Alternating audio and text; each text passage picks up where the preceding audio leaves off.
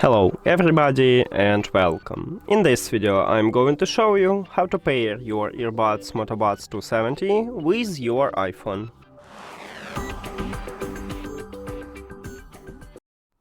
You have to start by open settings and then go to the Bluetooth.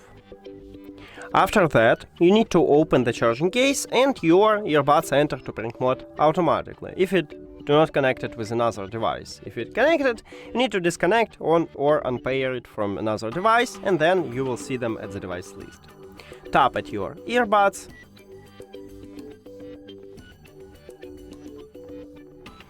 and we did it! Thank you for watching this video. If you found it helpful, please consider subscribing to the channel and leave the like on the video. See you later!